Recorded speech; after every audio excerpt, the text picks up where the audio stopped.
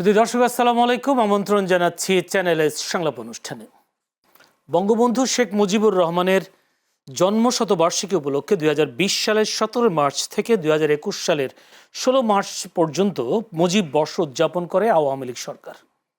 রোববার জাতীয় সংসদে অর্থমন্ত্রী আমির খসরু মাহমুদ চৌধুরী বলেছেন, মুজিব বর্ষে সারা দেশে বিভিন্ন ধরনের কর্মসূচি বাস্তবায়ন ও শেখ মুজিবের ছবি ও বেদি তৈরি, ব্রোঞ্জ, তামা, মার্বেল পাথরের মূর্তি বানানো এবং রাষ্ট্রীয়ভাবে সময় গণনার ডিজিটাল বোর্ড তৈরিতে সর্বমোট 982,91,74,000 টাকা ব্যয় করা হয়েছে।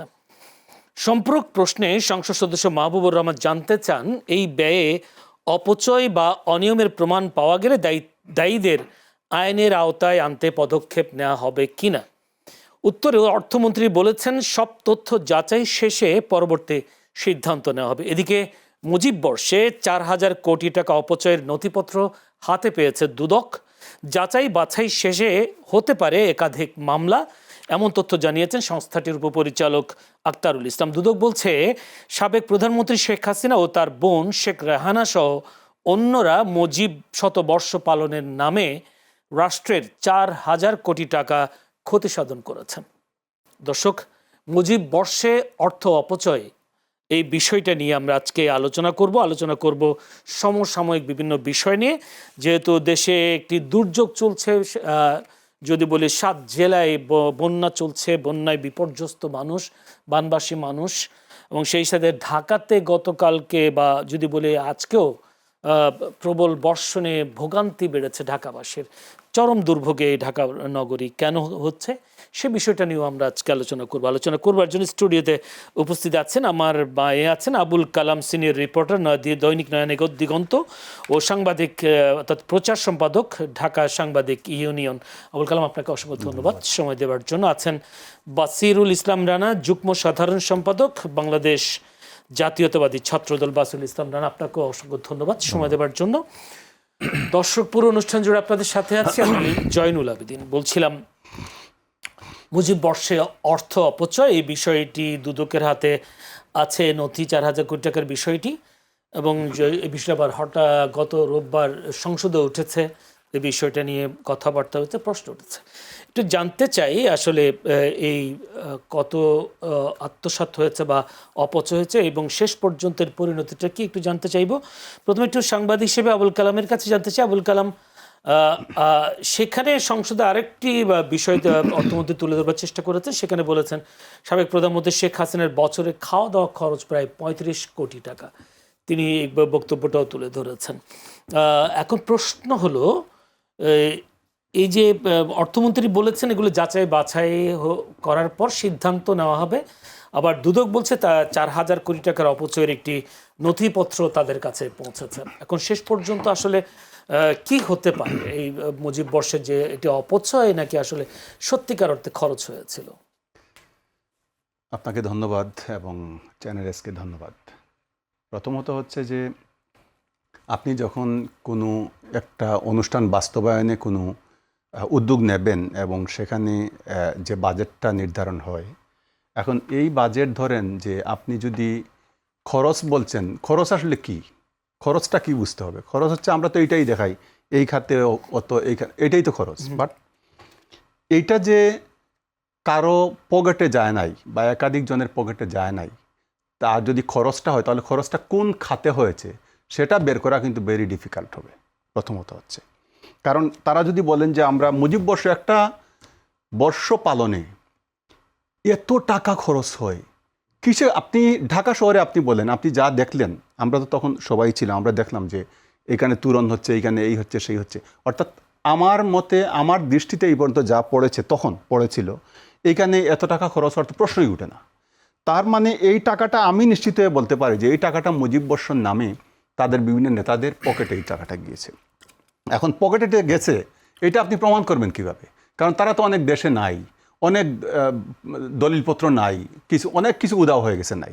এখন এইটা প্রমাণ না করা পর্যন্ত, অর্থমন্ত্রী বলছেন যে এত টাকা খরচ হয়েছে, ব্যয় হয়েছে। এখন এইটা যদি আপনি প্রমাণ যদি না পান, যদি প্রমাণ না করতে পারেন, তাহলে এইখানে কিন্তু অর্থমন্ত্রীর কথাও কিন্তু আপনার প্রশ্নবিদ্ধ হবে। কারণ আপনি যে অঙ্কটা বললেন, কিসের ভিত্তিতে বললেন, সেই প্রশ্নটা তো এসে যায়। এখন এইটার সাথে যদি আপনার ডকুমেন্টের মিল না থাকে তাহলে সেটা কিন্তু প্রথমত প্রশ্নবিদ্ধ হবে টাকার সংখ্যাটা নিয়ে। দ্বিতীয়ত হচ্ছে যে কি হতে পারে, এটা তো হাসিনার বাপের টাকা না, এটা আওয়ামী লীগের কোনো নেতার বাপের টাকা না, এটা রাষ্ট্রের টাকা। রাষ্ট্রের টাকা কেউ এইরকম খরচ করতে পারেন কি না, এই প্রশ্নকে যদি কেউ করে তাহলে সহজ উত্তর হচ্ছে পারেন না। তো যদি না পারেন তাহলে এটা তো অটোমেটিকলি, এটা তো আর বলতে হবে না, এটা অটোমেটিকলি হচ্ছে যদি এইটা প্রমাণ হয় যে তারা এই টাকা খরচ করেছেন তাহলে এটা অপরাধ, এবং অপরাধের শাস্তি নিয়ম অনুযায়ী যেটা আইন অনুযায়ী সেটাই হওয়া উচিত, এবং সেটা আমার ধারণা হবে যদি সরকার আন্তরিকতার সাথে সেটাকে তদন্ত কিন্তু করে। আপনার কি এটা মনে হয় কিনা যে কতই বা বাজেট ছিল, এখান থেকে 4,000 কোটি টাকা অপচয়, এটা বিশ্বাস অবিশ্বাসের প্রশ্ন আসে কিনা? আমি এইটাই আমার এটা অবিশ্বাস, আমার কাছে এটা বিশ্বাস হচ্ছে না। কারণ আমি তো আপনার প্রথমেই বললাম যে আমাদের কাছে দৃশ্যমান যা ছিল, এই দৃশ্যমানে মনে হয়নি যে এটা এত টাকার বাজেট এটা হতে পারে। এজন্য এইটা অবিশ্বাস্য। এজন্যই বলছি যে এই যে অবিশ্বাস্য আমাদের কাছে, এটাকে বিশ্বাসযোগ্য করতে হলে প্রমাণগুলা যতটুকু করা যায় দুদকের কাছে নথিপত্র আছে বলছে, তাহলে যদি সেটা হয় তাহলে দুদক সেটা প্রমাণ করবে। প্রমাণ করলে তো মানুষ তো যেটা এখানে আসছে যে অঙ্কটা, সেটা যদি প্রমাণ হয়ে যায় তাহলে তো সেখানে আর কোনো প্রশ্ন থাকে না। মানে আমি জানতে চাচ্ছি 4,000 কোটি টাকা আসলে কি অপচয় হওয়ার মতো? না, এটা অপচয় হওয়ার মতো আমি প্রথমেই বলছি এটা কোনো মতেই না, এটা অসম্ভব, এটা হতেই পারে না। এই টাকাটা আপনি নিশ্চয়ই করতে পারেন যে সরকারের তহবিল থেকে এই টাকাটা অনেকের পকেটে গেছে, মানে অনেকের পকেটে চলে গেছে, ডেফিনেটলি পকেটে গেছে। না, আমি বলতে চাচ্ছি যে 4,000 কোটি টাকা আসলে অপচয় হয়েছে কিনা, খরচ তো হয়েছে না, দেখেছি আমরা। অপচয় বলতে এটা তারা দেখিয়েছেন খরচ। আপনাকে তো কিছু হজম করতে হলে তো আপনাকে বলতে পারবেন না যে আমি এটা খেয়ে ফেলছি, বিভিন্ন খাত দেখাইতে হবে, এই খাত তারা দেখিয়েছেন। কিন্তু আপনি দেখবেন যে এই খাতগুলো নিয়ে যখন দুদক যদি সরব হয় তদন্ত করে, দেখবেন যে এই খাতের অনেক কিছু নাই, উদাও, অর্থাৎ এই টাকাটা পকেটে গেছে, এই খাত বলতে কিছু ছিল না এখানে। ধন্যবাদ আপনাকে। যদি বাসিরুল আলম, আপনি দীর্ঘদিন ছাত্র দলের সাথে আছেন, আপনার কি মনে হয় আসলে দুদক বলছে 4,000 কোটি অপচয়ের নথি তাদের কাছে আছে, এবং শেষ পর্যন্ত জুলাই হত্যাযজ্ঞের ঘটনায়ও তো শেখ হাসিনার নামে অসংখ্য মামলা আছে সেটা জানি। এখন কি নতুন করে আবার এই মুজিব বর্ষ পালনে যে অর্থ অপচয়ের এই বিষয়গুলো যাচাই বাছাই শেষে, যদিও দুদক বলছে একাধিক মামলা হতে পারে, আবার নতুন করে মামলা বাড়ানোর একটা প্রক্রিয়া কিনা, বা মামলা শিকার হতে যাচ্ছেন কিনা শেখ হাসিনা? আসলে আপনার কথা দিলে আমি বলি, নতুন করে মামলা বাড়ানোর বিষয় না। এখন একটা লোক যদি বারবার অন্যায় করে, মামলা তো বাড়বেই, এটা স্বাভাবিক প্রক্রিয়া। আর 2020 সাল থেকে 992 কোটি টাকা তারা যে খরচটা দেখাইছে, ওই খরচটা অ্যাকচুয়ালি আমাদের মতো দেশে, যেখানে নাকি অর্ধেক মানুষ দারিদ্র্য সীমার নিচে বসবাস করে, এরকম একটা দেশে এই টাকা খরচ করার কোনো মানেই হয় না। আর ভাই যেটা বললো 4,000 কোটি টাকা অপচয় তো অবশ্যই হয়েছে, এটা বাজেট থেকে কানেক্ট করে ওই জায়গায় নিয়ে গেছে, আমরা যতটুকু জানি এটা অবশ্যই হয়েছে। এবং যে মুরাল তৈরি করছে তারা, যে বিভিন্ন আমাদের একটা দেখবেন একটা পেডেও মুজিব বর্ষের একটা সিল থাকে ওইখানে, সব জায়গায়, একদম সব জায়গায়, অল এভরিথিং, একদম নিচু লেভেল থেকে উপর লেভেল, যে অফিসে যাবেন সব জায়গায় যাবেন, যে এই যেটা বিরাট একটা বাজেট, এই বাজেটটা দেখাই তারা এই মেগা দুর্নীতিটা করছে। আপনাকে আমি একটা প্রশ্ন করি যে শেখ হাসিনার আমলে তো বলা হতো যে দুর্নীতি দমন কমিশন এটা স্বাধীন সংস্থা, তখন দুদকের এই তদন্তে এটা উঠে আসে নাই, এতদিন পরে কেন উঠে আসছে? সরকারের সময় কি স্বাধীন সংস্থা হিসেবে কাজ করতে পারে? শেখ হাসিনার আমলে ওরা যে বলছে দুদক স্বাধীন সংস্থা, কখনই স্বাধীন সংস্থা ছিল না। উনি সম্পূর্ণ শেখ হাসিনার আয়ত্তের মধ্যে ছিল দুদকটা। আপনি তখনকার বিচার ব্যবস্থা, তখনকার দুদকের যেই তথ্য বা একটা মামলার যে প্রতিবেদন দিত, ওই প্রতিবেদনগুলো ফলো করলে আপনি পেয়ে যাবেন যে এটা শেখ হাসিনার পুরা দুদকটাই ছিল শেখ হাসিনার একদম বেড়াজালের ভিতরে। এবং বর্তমান সরকার দুদককে দেলে সাজানোর চেষ্টা করছে। অবশ্যই দুদকের কাছে অবশ্যই প্রমাণ আছে, যেহেতু অর্থমন্ত্রী বলেছে সংসদে যে ওনার কাছে প্রমাণ আছে। আর ভাই বলছে অর্থমন্ত্রী প্রশ্নবিদ্ধ হবে, অবশ্যই প্রশ্নবিদ্ধ হবে না। একজনে অন্যায় করছে, সেটা যথেষ্ট প্রমাণাদি হাতে নিয়ে দুদকের সাথে কথা বলেই উনি সংসদে অবশ্যই প্রশ্নটা উত্থাপন করছে। এখন দুদক সেটা তদন্ত করে যেটা হবে সেটা, যদি মামলা বাড়ে অবশ্যই মামলা বাড়বে। একটা মানুষ আমি যদি বারবার অন্যায় করতে থাকি, একটা অন্যায় করলে আমার নামে একটা মামলা হলো, আমি আবার অন্যায় করলাম বা আরো অন্যায় বেরিয়ে আসলো, অবশ্যই মামলা হবে। মামলা বাড়ানোর কোনো প্রক্রিয়া না। আমার প্রশ্ন ওই জায়গায়, মামলা হতে পারে 4,000 কোটি অপচয় এটা হচ্ছে, কিন্তু বাংলাদেশের প্রেক্ষাপট কি আসলে, যে ক্ষমতা থেকে যাওয়ার পর এই যে সেবা সংস্থাগুলো সেই বিগত সরকারের নামে সবসময় মামলাগুলো করে থাকে, তাহলে আমরা যে স্বাধীন সংস্থার কথা বলি, এই স্বাধীন সংস্থাগুলোকে আসলে বাংলাদেশে প্রতিষ্ঠা পেয়েছে? বিগত দিনে স্বাধীন সংস্থাগুলো যেভাবে নিয়ন্ত্রিত ছিল সরকারের, বর্তমানে আপনি লক্ষ্য করবেন এই 5 মাসের সরকারে, 4.5 মাস 5 মাসের সরকারের মধ্যে আমাদের স্বাধীন সংস্থাগুলো এখন কিন্তু স্বাধীনভাবেই কাজ করতেছে। আপনি খোঁজ নিয়ে জানবেন প্রত্যেকটা সংস্থায় কোনো প্রভাব বিস্তার হয় না। আমাদের আগে যেরকম গণভবন থেকে একটা রায় আসতো বা গণভবন থেকে একটা সিদ্ধান্ত আসতো, এরকম এখন কিন্তু কোনো কিছুই হচ্ছে না।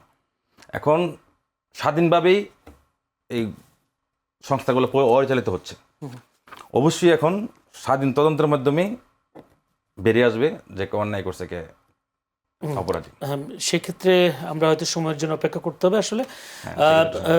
যদি সাংবাদিক নেতা যেহেতু আমাদের সাথে আছেন নাবুল কালাম, আপনার কি মনে হয় এখানে সংসদ ভবনে, অর্থাৎ যদি জাতীয় সংসদ অধিবেশনে আবার শেখ হাসিনার যে বছরে 35 কোটি টাকার একটা খরচের কথা বলেছেন অর্থমন্ত্রী, একজন মানুষের এত টাকা খরচ হওয়ার আসলে দরকার আছে কিনা? দরকার তো আছেই, প্রধানমন্ত্রী না। এখন আমার মনে হয় যে প্রধানমন্ত্রী আসলে অনেক সংযমী এজন্য, উনি তো প্রধানমন্ত্রী, মাত্র কত 35 কোটি, এটাই তো বললেন।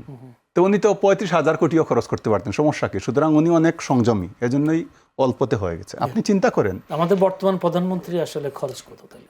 আমাদের বর্তমান প্রধানমন্ত্রী তো আর তুলনা হয় না। এটা তো হচ্ছে যে উনার, আমি এই পর্যন্ত এই কয়েক মাসে যা শুনলাম এবং বিভিন্নভাবে ধরেন গণমাধ্যমের সূত্রে যা বুঝলাম, যে উনি খুবই অত্যন্ত সংযমী একজন মানুষ। এবং একজন দেশের প্রধানমন্ত্রী এরকম সংযমী হবেন, এটা আসলে হয়তো আমরা না দেখলে অনেকে বললে বিশ্বাস করতাম না, এখন আমরা দেখে বিশ্বাস করছি। আপনি চিন্তা করেন যে একজন মানুষ বছরে 35 কোটি টাকা, এটা কিভাবে সম্ভব? উনি কোথায় এটা কি খাইছেন? উনি এত টাকা একজন বছরে খাইতে পারে? যদি এই পেটের সাইজ যদি এত বড়ই হয়, তাহলে তো কি বলবো, যে এটা তাহলে পরীক্ষা করে দেখতে হবে যে পেটের মধ্যে কি আছে। এর বাইরে আসলে বলার কিছু না। এটা কমপ্লিটলি হচ্ছে একেবারে আপনার অবিশ্বাস্য একটা তথ্য। এটা কিভাবে হতে পারে? এবং এই খাতটা আমার মনে হয় একবার, কোনটাও বিশ্বাস্য, খরচ করেছেন এটাও সত্য নাকি বা যিনি বক্তব্য দিয়েছেন এটাও সত্য, কোনটা? না, এখন প্রথমত হচ্ছে যে যিনি বক্তব্য দিয়েছেন তিনি নিশ্চয় কোনো তথ্যের ভিত্তিতে দিয়েছেন, সুতরাং সেটা আমরা ধরে নিচ্ছি সেটা সত্য, কারণ তিনি সংসদে গুরুত্বপূর্ণ জায়গা থেকে বলেছেন, গুরুত্বপূর্ণ ব্যক্তি, এটা সত্য আমরা ধরে নিচ্ছি।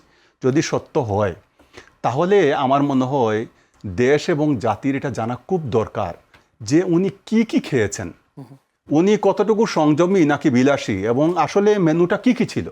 এটা জানলেও মানুষ অন্ততপক্ষে আমাদের ভবিষ্যতের জন্য আমরা গল্প করতে পারবো যে আমাদের প্রধানমন্ত্রী একজন ছিলেন, এই জিনিস খেতেন এবং বছরে এত টাকা তিনি খেয়েছেন। এটা জানা দরকার আমাদের ভবিষ্যৎ প্রজন্মের জন্য এবং আমাদের জন্য জানা দরকার। আপনার মনে আছে কিনা যে সাবেক পররাষ্ট্রমন্ত্রী দীপুমণির বিশ্বভ্রমণ নিয়ে একটা দৈনিক পত্রিকাটা রিপোর্ট করেছিল। তো উনি এইখান থেকে ইন্ডিয়া যেতেন, সেখানে তিনি এমিরাটসে যাইতেন, ওই যে এমিরাটস হয়ে ঘুরে, এবং তিনি কত কোটি টাকা জানি বিমান ভাড়াই দিয়েছিলেন।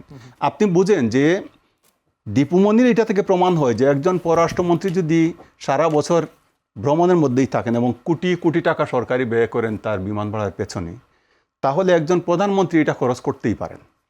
তবে দীপুমণিরটা একদম প্রকাশ হয়েছে পত্রিকার মাধ্যমে, তিনি কোন কোন খাতে কি করেছেন না করেছেন জাতি জানতে পেরেছে। কত টাকার কাজু বাদাম তিনি খেয়েছেন, মাসে 3 লাখ টাকার কাজু বাদাম খাইতেন তিনি। তো এজন্য এইটা আমরা জেনেছি। এখন প্রধানমন্ত্রীটা আমাদের জানা উচিত, আমাদের শেখার জন্য যে আসলে একজন প্রধানমন্ত্রী কি খেতে পারেন। এজন্য এই তথ্যটা আমার মনে হয় যেটা আমাদের সংসদে যেটা আলোচনা হয়েছে, এই তথ্যটা প্রকাশ করা উচিত। জি, অসংখ্য ধন্যবাদ। আমরা যেহেতু ঢাকা শহরের গতকালকের দেখলাম জলাবদ্ধতা, যানজট, জলজট একেবারে নাবিশ্বাস হয়ে উঠেছে। আজকে ডিএসসিসির প্রশাসক, অর্থাৎ ঢাকা দক্ষিণ সিটি কর্পোরেশনের প্রশাসক জনাব আব্দুল সালাম, তিনি বলেছেন অর্থাৎ পলিথিনের কারণেই আসলে মোটামুটি, যদি ওনার মেইন ফোকাসটা ছিল পলিথিনের কারণে ঢাকা শহরের রাজধানীর প্রায় ভরাট হয়ে, নদী খাল ভরাট হয়ে গেছে এবং সেই সাথে পানির প্রবাহ বন্ধ হয়ে গেছে, যার ফলশ্রুতিতে জলাবদ্ধতা সৃষ্টি হয়েছে। এবং আসলে কি আমার প্রশ্ন ওই জায়গায় যে উনি তো দায়িত্ব নিয়েছেন প্রায় 4 মাস হলো বা 4 মাস হয়েছেন, তা তিনিও বা পলিথিন বন্ধের জন্য কি কি সিদ্ধান্ত নিয়েছেন, কি পদক্ষেপ নিয়েছেন? আপনার প্রশ্নটার উত্তর দিচ্ছি আমি। প্রথমত, গত 15-16 বছর যে ফেসিস্ট শেখ হাসিনা ক্ষমতা ছিল, উনি ঢাকায় মেগা সিটি, আমরা প্রায় 4 কোটি মানুষ মনে বসবাস করি, প্রায় 4 কোটি মানুষ বসবাস করি। এই বসবাসের জন্য উনি উত্তর এবং দক্ষিণ সিটি কর্পোরেশনের ভিতরে তেমন কোনো দৃশ্যমূলক এই পানি নিষ্কাশনের, যে হঠাৎ বৃষ্টি আসলে পানিটা অতি দ্রুত চলে যাবে, ওইরকম কোনো মেগা প্রজেক্ট করে নাই, বা ওইরকম কোনো ব্যবস্থা উনি নেন নাই। তো প্রাথমিক যানজট নিরসনে বিভিন্ন প্রকল্প তো হাতে নিয়েছেন, যদি বলি মেট্রো রেল, ফ্লাইওভার। হ্যাঁ, যানজট নিরসনের জন্য মেট্রো রেল করছে, করছে, এগুলা দিয়েও তো উনি মেগা দুর্নীতি করছে। তো এগুলা কিন্তু পরিকল্পিতভাবে সে করে নাই, করছে পরিকল্পিতভাবে করে নাই। যে বিগত বর্তমান সরকার এগুলা পরিকল্পনা আওতাধীন এখন নিয়ে আসতেছে, এই প্রজেক্টগুলো আপনি দেখবেন নতুন করে আবার ডেলে সাজাচ্ছে এখন, তখন পরিকল্পিত হয় নাই। আর পানি নিষ্কাশনের যে বিষয়টা, যে আমাদের সিটি প্রশাসক যে কথাটা বললো, পলিথিনের প্রবলেমটা কিন্তু আমাদের দেশে দীর্ঘদিনের। এটা একবার 2003 সালে দেশনেত্রী বেগম খালেদা যখন ক্ষমতা ছিল, তখন কোনো উনি পলিথিনের উপর একটা বিশেষ করছিল, আপনাদের মনে আছে কিনা জানি না, পলিথিনের উপর একটা বিশেষ একটা আইনের মাধ্যমে মোটামুটি সবাইকে সচেতন করা। তখন কিন্তু পাট বা অন্য জিনিসপত্র দিয়ে যে পলিথিনের যে ব্যবহারটা আমরা অন্য যেই প্রোডাক্ট দিয়ে করতে পারি, সেদিকে কিন্তু উনি করছিল। তো একটা পর্যায়ে এটা ভালো, আমরা উপদেষ্টা রিজওয়ানাকে এসে পদক্ষেপ নিতে দেখেছি। হ্যাঁ, দেখছেন রাজনৈতিক, ওইটা পরবর্তীতে আওয়ামী লীগ সরকার আসার পরে ওইটা আর কার্যকর থাকে নাই। ওইটা ধীরে ধীরে আবার আমরা পলিথিনের দিকে যাচ্ছি। এখন বাজার থেকে একটা কিছু কিনলে কিন্তু পলিথিন ধরাই দেয়, আর অন্য কোনো মাধ্যমও নাই যে আমাদেরকে কিছু দিবে, পলিথিন দিয়ে ধরাই দেয়। তো এটা অন্তর্বর্তী সরকার আমলে রেজওয়ান ম্যাম উনিও ভালো একটা পদক্ষেপ নিয়েছে। আশা করি বর্তমান সরকার সফল হয় নাই। আর বর্তমান সরকার তারেক রহমান যে সব কিছু বিবেচনা করে, সব কিছু থিসিস করে, মানে যেভাবে পরিকল্পনা নিচ্ছে, এটাও পরিকল্পনার মধ্যে চলে আসবে। আশা করি সামনের বর্ষার আগে আমরা, এটা মনে হয় এটার একটা বিশেষ সমাধান আমরা পাবো আর কি। না, এখন জলাবদ্ধতার পরে যদি প্রশাসক বলেন যে পলিথিনের কারণে হয়েছে, তো নিশ্চয়ই তিনি রাজনীতি যেহেতু করেন, তিনি তো জানতেন যে আসলে পলিথিন আমাদের দেশের জন্য, আমাদের ঢাকা শহরের জন্য কত বড় ক্ষতিকর। এই পদক্ষেপ তো তিনি আগে নেননি, আগে নিতে পারতেন। আসলে উনি এই চেয়ারে বসে মাত্র 3.5 মাস বা 4 মাস হবে উনি প্রশাসক হয়েছে। উনি একটা জায়গায় বসার পরেই কিন্তু তাৎক্ষণিক এই সিদ্ধান্তগুলো, আমি যতটুকু জানি, সিটি কর্পোরেশনে যে বৃষ্টি, ডেঙ্গু, এগুলো নিয়ে একটা মিটিং হয়েছিল। এই মিটিংয়েই ওরা আলোচনা করছে এই সমস্যা হতে পারে, এবং এটা সমাধানের পথগুলোও তারা সেভাবে ডিসাইড করছে, সেভাবে সিদ্ধান্ত নিচ্ছে। সিদ্ধান্তগুলো বাস্তবায়নের আগেই আসলে বৃষ্টিটা চলে আসছে, অথবা এগুলো বাস্তবায়ন হলে সামনে আমরা ভালো ফলাফল পাবো। কিন্তু তিনি মেয়র হওয়ার জন্য তো সারা রাজধানীতে পোস্টার লাগাতে হতে দেখেছি আমরা, সে পদক্ষেপ তো তিনি আগে থেকে নিয়েছেন। আগে থেকে নিয়েছে, একটা সময় আমাদের একটা প্রক্রিয়া, নির্বাচনী প্রক্রিয়া, নির্বাচন করবে, উনি নির্বাচনের জন্য প্রার্থী হয়েছে, সেটা ভিন্ন বিষয় ওনার। ওই জায়গাতে উনি বেশ মানে এগিয়ে আছে, হ্যাঁ। কিন্তু এইসব বিষয়ে তিনি কেন পদক্ষেপ নিলেন না, আমার প্রশ্ন ওই জায়গায়। এইসব বিষয়ে পদক্ষেপ নেওয়ার সুযোগ আসলে ওনার হয় নাই, আমি যতটুকু জানি আর কি, আমি যতটুকু বুঝি আর কি, রাজনীতি করি তো, সুযোগ হয় নাই। কারণ উনি প্রশাসক হয়েছে আজকে 3.5 মাস 4 মাস হয়। প্রশাসক হওয়ার পরে একটা জায়গায় বসলে ওইগুলো পদক্ষেপ আসলে সিটি কর্পোরেশনের বাইরে থেকে তো আসলে এগুলো পদক্ষেপ নেওয়া খুব কঠিন। সো মানে প্রাইভেট সেক্টর থেকে বা নিজের ব্যক্তিগত পক্ষ থেকে কিন্তু এগুলো পরে পদক্ষেপ নেওয়া অনেক কঠিন। কিন্তু আমরা দেখলাম ডেঙ্গু লার্ভা থাকার কারণে অনেকে জরিমানা পর্যন্ত করেছে। এটা তো হয়েছে, এটা তো তিনি উদ্যোগ নিয়েছেন। এইসব পলিথিনের ব্যাপারেও তো উদ্যোগ নিতে পারতেন। আমার প্রশ্ন ওই জায়গায় যে তিনিও তো জরিমানা করতে হতো, যে এই যে যার বাড়ির সামনে এতগুলো পলিথিন দেখলাম, আমরা তাদের এই বাড়ির মালিকের বিরুদ্ধে একটা জরিমানা করা, এই কাজগুলো আমরা দেখি নাই আর কি। যে একটু জানতে চাই আবুল কালামের কাছে। আবুল কালাম, তিনি বলেছেন যেহেতু আজকে পুরো দেশে বিষয়টা আসছে ঢাকার জলাবদ্ধতা নিয়ে, এই বিষয়টা নিয়ে তিনি বক্তব্যও দিয়েছেন। আমার প্রশ্ন হলো, তিনি বলেছেন এই পরিস্থিতির স্থায়ী সমাধানের জন্য, যদিও আবার যদি আরেকটা প্রশ্ন করি, যদি সেটা হচ্ছে বিএনপির সিনিয়র যুগ্ম মহাসচিব রুহুল কবির রিজভী বলেছেন, বিগত ফ্যাসিস্ট সরকারের অপরিকল্পিত উন্নয়ন ও প্রকৃতি বিরোধী অবকাঠামো নির্মাণের কারণে দেশের বিভিন্ন অঞ্চলে বন্যা পরিস্থিতির ভয়াবহ অবনতি হয়েছে, এত মানুষের প্রাণহানি ঘটেছেন। তিনি একদম একটা বড় একটি দায়িত্বের জায়গা থেকে তিনি এই কথাটা বলেছেন। এই কথাটার কতটা সত্যতা আছে এক, দ্বিতীয় কথা হলো, যদি ডিসিসি প্রশাসক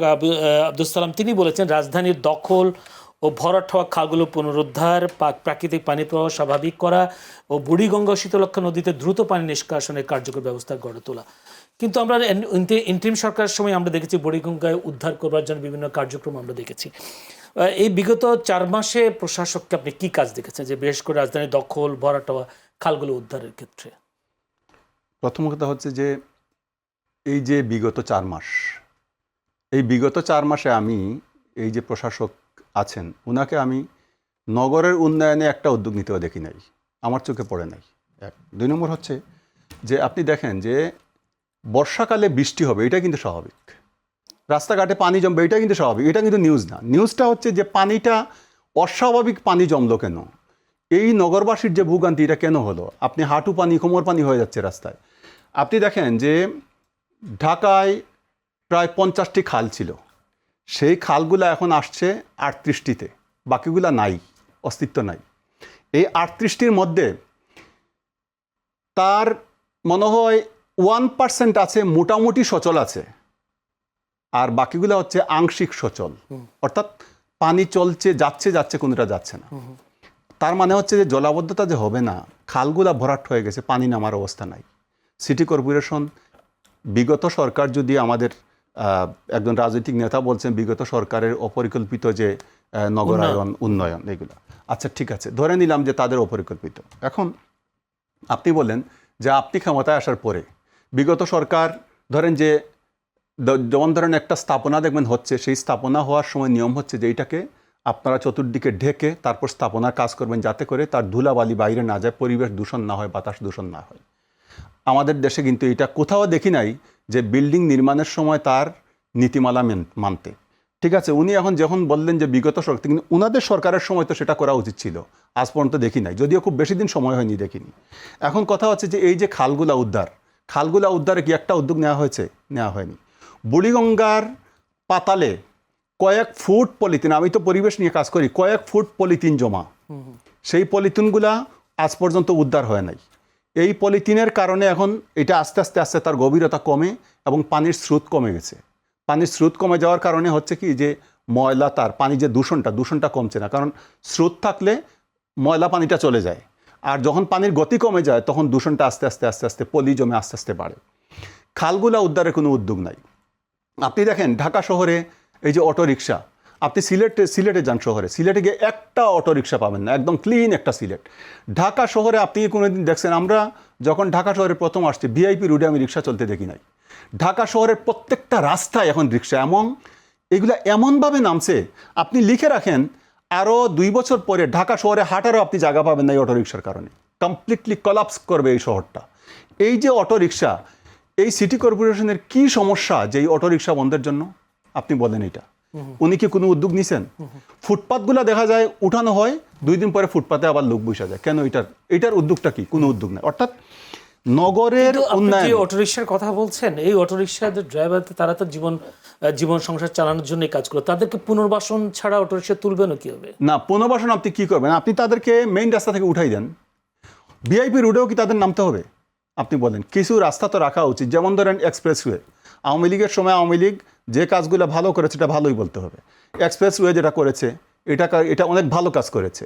মেট্রো রেল করেছে, অনেক ভালো কাজ করেছে।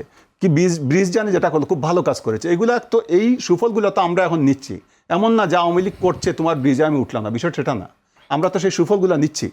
অর্থাৎ ভালোকে ভালো, খারাপকে খারাপ বলাই উচিত। এখন হচ্ছে তারা যে উন্নয়নগুলো করেছে সেগুলো যেহেতু আমরা সুবিধা ভোগ করছি, আমরা সুনাম করছি, বর্তমান সরকারের উচিত যে এই ঢাকার, অন্তত ঢাকা শহরটাকে একটু আপনার দূষণমুক্ত রাখার জন্য, মানুষের চলাচল স্বাভাবিক রাখার জন্য যা করার দরকার এই উদ্যোগগুলো নিতে হবে। এখন বসবাসের যোগ্য করে তোলা। হ্যাঁ, এখন হচ্ছে আপনি বলছেন যে তাদের পুনর্বাসন কি? আচ্ছা ঠিক আছে, সরকার বসেন, আলোচনা করেন, করে তো একটা কি করা যায় একটা ডিসিশন নেন। এটা মনে প্রধানমন্ত্রীর চোখেও পড়েছে, তিনি বলেছেন যে বসবাসের অযোগ্য হয়েছে ঢাকা শহর, এটা একটা 3য় স্থানে পড়ে গেছে ঢাকা শহর। তিনি ইয়েও করেছেন, যে পরামর্শ দিয়েছেন বা আহ্বান জানিয়েছেন সবাইকে সম্মিলিতভাবে কাজ করার জন্য। এবং আপনি আরেকটা জিনিস দেখবেন যে কারো বিরুদ্ধে, যেমন অটো রিকশার বিরুদ্ধে কোনো ব্যবস্থা নেই, তারা সবাই রাস্তা নেমে যায়, রাস্তা বন্ধ করে দেয়। গভর্নমেন্ট সময় আমরা দেখেছি এটাই করে তারা, অর্থাৎ শক্তি প্রদর্শনের একটা জায়গা চলে। মানে রাজনৈতিক দল তো এখন ক্ষমতায়, তাহলে একটা উদ্যোগ নেওয়া এখন সরকারকে এমনভাবে উদ্যোগ নিতে হবে যে শক্তি প্রদর্শন আপনি করবেন,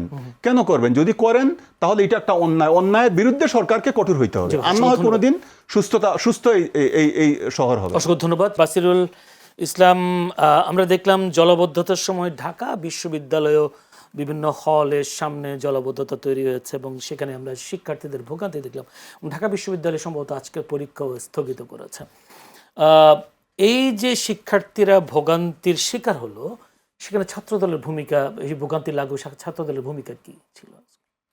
ঢাকা বিশ্ববিদ্যালয়ের যে বিষয়টা, ঢাকা বিশ্ববিদ্যালয়ের যে জলবদ্ধতা তৈরি হয়েছে, ঢাকা বিশ্ববিদ্যালয়ে আমাদের যে কমিটি আছে, কমিটির প্রেসিডেন্ট সেক্রেটারি, ওরা আজকে 2 দিন যাবতেই কাজ করতেছে এখানে পানি নিষ্কাশনের জন্য, এবং বিভিন্ন ড্রেন, তারপর বিভিন্ন মানে যেই পানি যাওয়ার যে জায়গাগুলো, ওইগুলো সব ওরা নিজেরাই পরিষ্কার করতেছে। পাশাপাশি সিটি কর্পোরেশন থেকেও কিছু কর্মী দিয়ে দিচ্ছে তাদের সাথে, তারা সাথে নিয়ে তারা কাজ করতেছে। এই জন্য ঢাকা বিশ্ববিদ্যালয়ের পরীক্ষা এবং ক্লাস সব স্থগিত করা হয়েছে। কিন্তু দেখলাম না তো ছাত্রদল সেখানে কাজ অবশ্যই আছে। আমাদের তো আমাদের ছাত্রদলের পেজে, আপনার ছাত্রদলের পেজে গেলে দেখতে পারবেন, ছাত্রদলের পেজে দেখতে আমাদের যে ঢাকা, চট্টগ্রাম, সিলেট যেখানেই বন্যা দুর্গত হয়েছে তাদের একটা কমিটি করেছে। ওইখানে নাসির আজকে থেকে 3-4 দিন আগেই চলে গেছে, ইভেন আজকে সকালে প্রেসিডেন্ট চলে গেছে।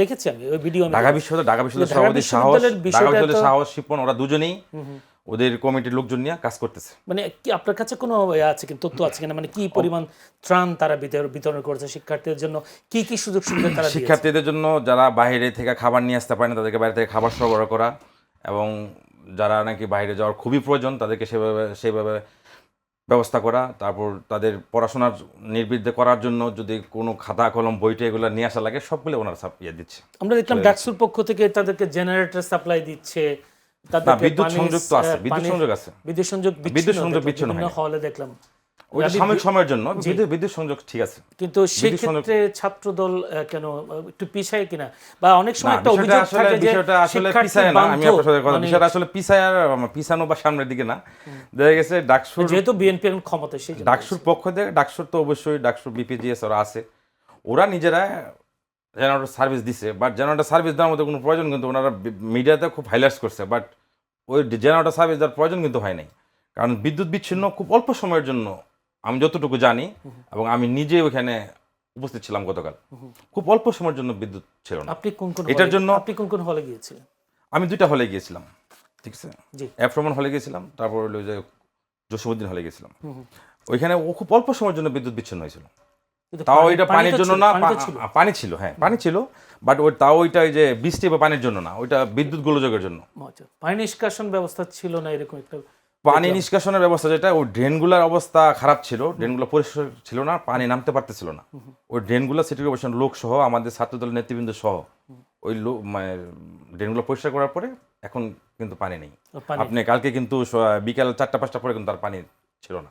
আচ্ছা, অসংখ্য ধন্যবাদ, আপনারা কাজ করছেন। আবার আমরা চাই যে ছাত্রদল শিক্ষার্থী বান্ধব হয়ে শিক্ষার্থীদের কল্যাণে কাজ করবে, সেই প্রত্যাশা একটু যেতে চাই আবুল কালামের কাছে। আবুল কালাম, রোববার যদি বলি, ইসলামী আন্দোলনের আমির মুফতি চরমনাই পীর মুফতি সৈয়দ মোহাম্মদ রেজাউল করিম একটা অভিযোগ করেছেন। তিনি বলেছেন একটি মহলের, তিনি কি বলেছেন আমি একটু শুনাই, কোট আনকোট, এদেশের মানুষ ইসলামকে ভালোবাসে, ইসলামের আলোকে দেশ পরিচালনা চায়, কিন্তু একটি মহলের অতি ক্ষমতার লোভের কারণে দেশে ইসলামী শরিয়া তথা ইসলামী হুকুমত কায়েম হয়নি। তিনি রোববারে পাবনার একটি অনুষ্ঠানে বলেন, দলটি যে দলটির কারণে হয়নি, সে দলটির কথা বলছেন, দলটি আমেরিকা ও ভারতের অনুকম্পা পেতে নির্বাচনী ইশতেহার থেকে ইসলাম শব্দটি বাদ দিয়েছে এবং ইসলামী শরিয়ার আলোকে দেশ পরিচালনা করবে না বলে তাদের আশ্বস্ত করেছে।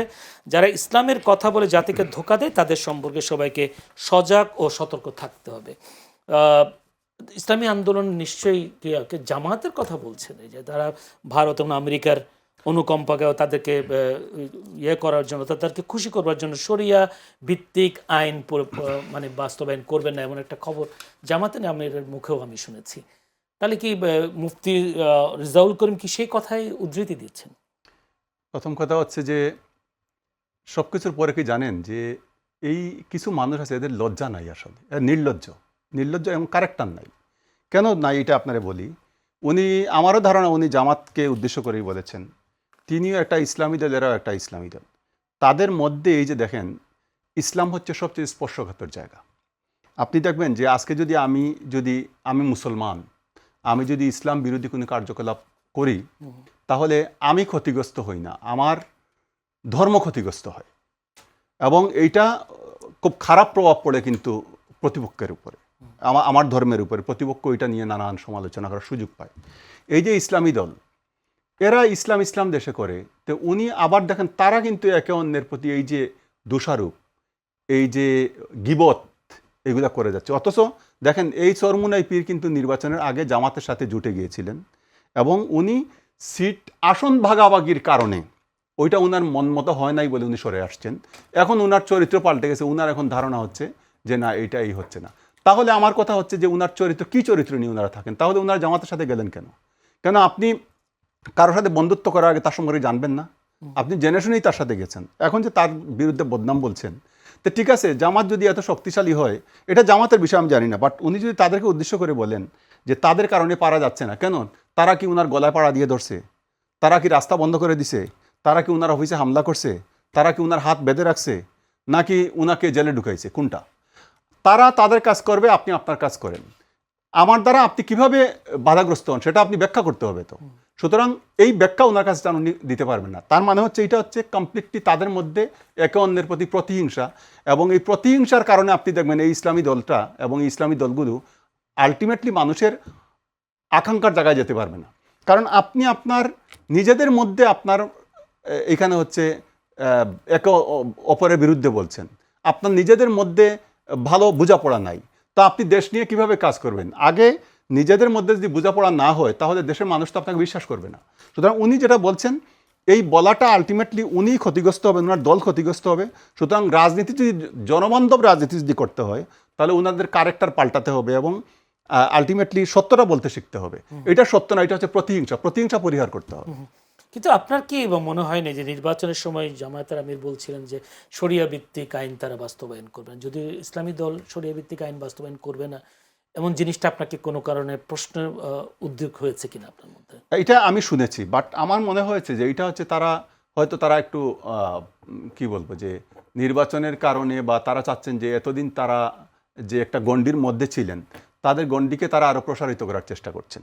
অর্থাৎ আপনি দেখেন যে মুসলমান, আমরা ইসলাম পছন্দ করি, ঠিক আছে, কিন্তু রাজনৈতিক দল হিসাবে যদি ইসলামী দল হয়, সেটাকে মানুষ খুব ভালোভাবে একটা শ্রেণী নেয় না, মনে করে যে এখানে ইসলাম নিয়ে রাজনীতি হচ্ছে, এগুলো হয় কিন্তু কথা।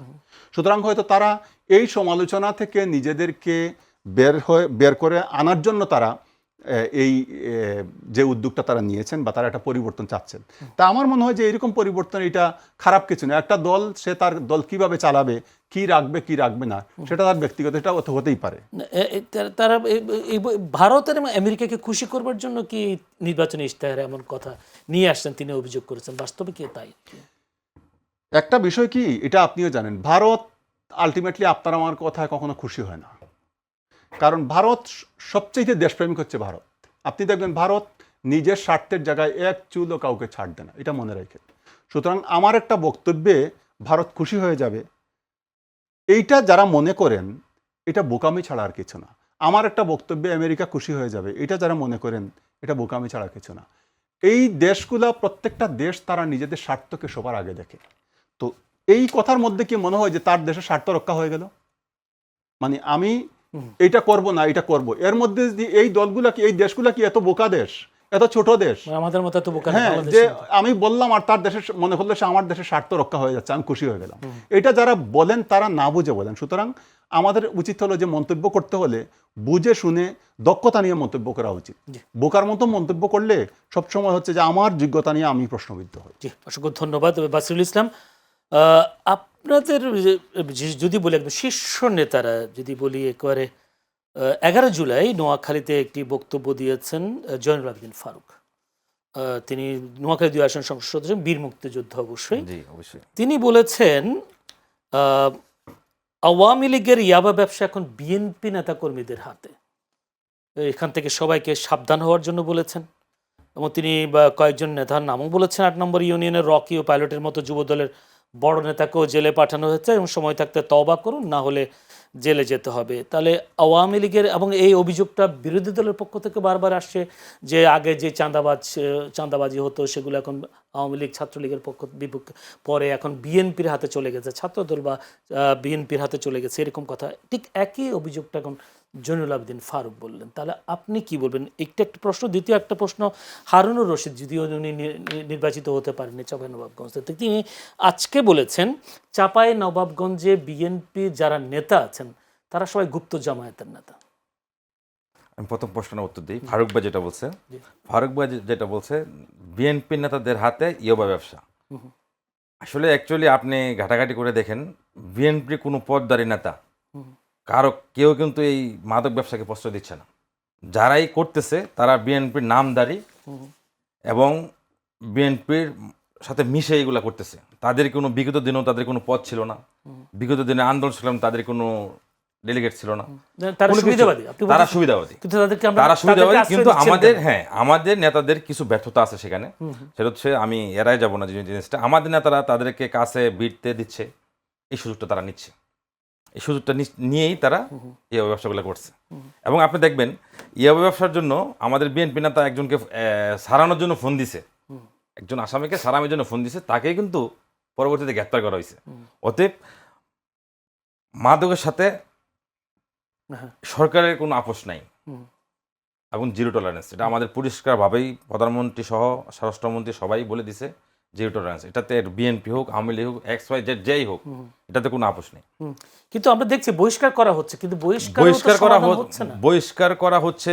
আপনি মাদক নিয়ে করছে এরকম কয়জনকে দেখাতে পারবেন আপনি? মাদকের কথা না হোক, কিন্তু সন্ত্রাসী কর্মকাণ্ড, সন্ত্রাসী কর্মকাণ্ড, চাঁদাবাজি, এগুলোর জন্য বহিষ্কার করা হচ্ছে।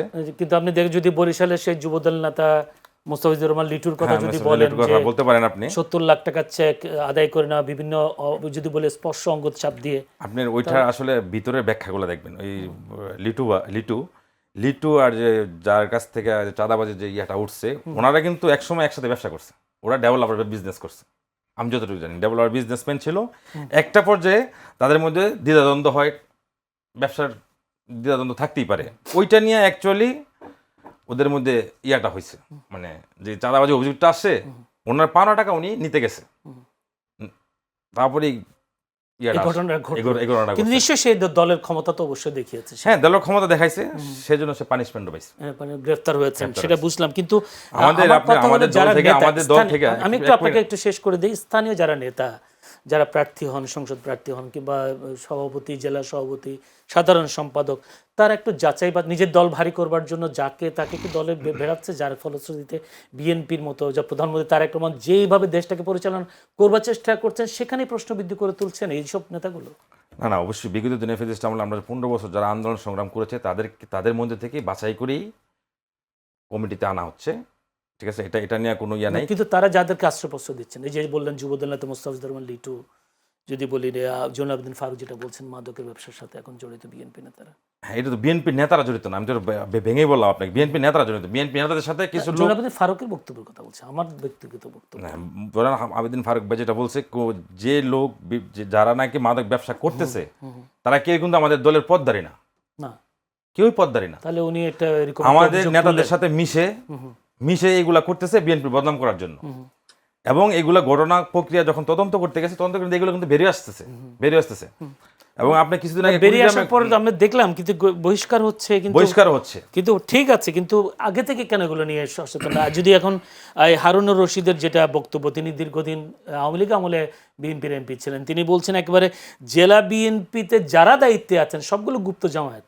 না, আমি ওনার কথা একমত হতে পারলাম না। জেলা বিএনপি যারা আছে সবাই গুপ্ত জামাত নয়। ওনার চোখে হয়তো বা দু একজনকে এরকম মনে হইতে পারে, বাট সবাই জামাত। সবাই, আমি যতটুকু জানি এখানে জেলা বিএনপিতে যারা আছে তারা দীর্ঘদিন পরীক্ষিত। তার মানে আপনি এই কথা বিশ্বাস করেন না, কিন্তু হারুন রশিদের কথা বলছেন, আমি এটা বিশ্বাস করি না। জি, বিশ্বাস করেন না। একটু যেতে চাই আবুল কালামের কাছে। আবুল কালাম, আজকে যদি বলি চট্টগ্রামে 13 জুলাই আজকে দুপুর একেবারে 12টার দিকে নগরের চকবাজার থানাধীন অ্যাক্সেস রোডে একটি আন্তর্জাতিক ইন্টারনেট গেটওয়ে প্রতিষ্ঠান এক্সবাইট লিমিটেড ইন্টারনেট সেবায়ত প্রতিষ্ঠানে সশস্ত্র হামলার ঘটনা ঘটেছে। সেখান থেকে 35 লাখ টাকা লুট করে নিয়ে গেছে এক সময়কার শিবির ক্যাডার সাজ্জাদ বাহিনীর সন্ত্রাসী ইমন, তার বাদে এই যে শিবির ক্যাডার সাজ্জাদ এখনো বিদেশে বসে এইসব কাণ্ড কারখানা করার সুযোগ কেমন করে পায়? আপনার কি মনে হয় আসলে? দেখেন, রাজনৈতিক বিষয়গুলো কি,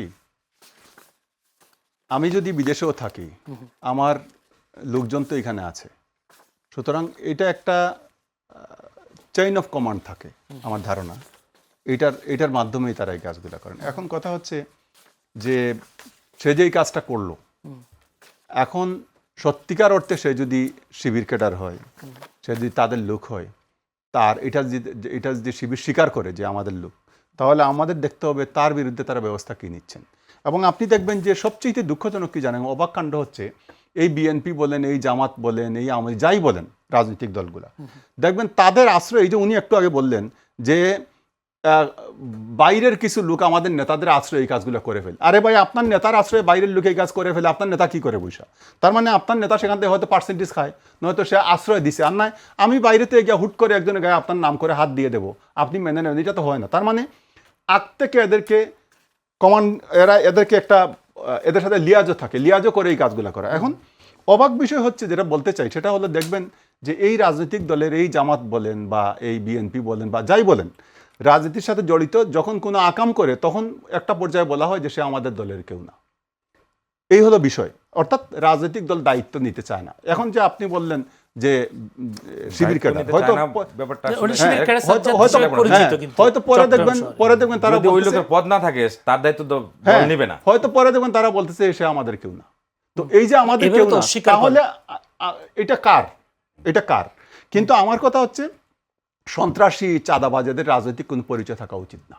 এবং এরা যদি রাজনৈতিক দলেরও থাকে, তাহলে তাদেরকে বিচারের কাঠগড়ায় আনা উচিত, আইনের আওতায় আনা উচিত, কোনো দলের প্রভাবের দিকে তাকানো উচিত না, এবং কোনো দল তার পক্ষে দাঁড়ানো উচিত না। যদি পক্ষে দাঁড়ায়, তাহলে সেই দলের প্রধানকে আটক করা উচিত আমার দৃষ্টিতে। আপনি কি মনে হয় শিবির ক্যাডার সাজ্জাদের বিরুদ্ধে সব জামাত বা শিবিরের অবস্থানটা কি? তারা কি জিনিসটা ক্লিয়ার করেছে, পরিষ্কার করেছে যে এটা আমাদের লোক না?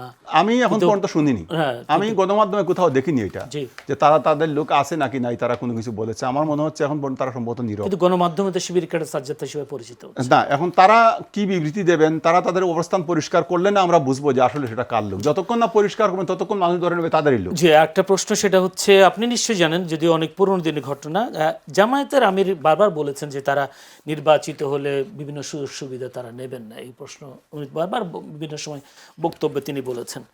কিন্তু আমরা দেখলাম ঝিনাইদহের কোটচাঁদপুরে হতদরিদ্রের জন্য বরাদ্দ বাইসাইকেল একজন উপজেলা জামায়াতের আমির তার নাতনির জন্য নিয়ে গেলেন, যিনি আবার উপজেলা পরিষদের একসময় সাবেক চেয়ারম্যানও ছিলেন, তার নাম তাজুল ইসলাম।